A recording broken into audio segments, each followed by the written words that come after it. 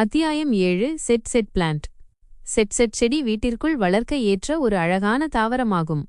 இதற்கு அதிக சூரிய ஒளி தேவையில்லை, எனவே வீட்டின் உட்புறங்களில் வைக்க இது ஒரு சரியான தேர்வாகும். செட் செடியை அதன் இலைகள் அல்லது தண்டுகள் மூலம் எளிதாக பரப்பலாம். இதற்கு உரங்களாக வேப்பம் புண்ணாக்கு மற்றும் எலும்பு பொடி ஆகியவற்றை பயன்படுத்தலாம். இந்த செடிக்கு அதிக தண்ணீர் தேவையில்லை, எனவே வாரத்திற்கு ஒருமுறை தண்ணீர் ஊற்றினால் போதும். நேரடி சூரிய ஒளி படாத இடத்தில் இந்த செடியை வைக்க வேண்டும். செட் செடி காற்றில் உள்ள நச்சுக்களை உறிஞ்சி சுத்தமான காற்றை வெளியிடுகிறது.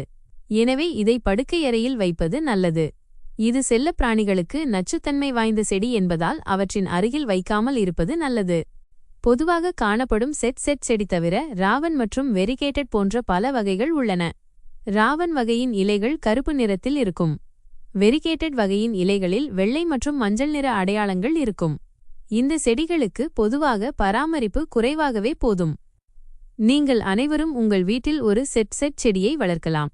வேறு எந்த செடியை பற்றி நீங்கள் தெரிந்து கொள்ள விரும்புகிறீர்கள்? Like, share and subscribe. Thank you.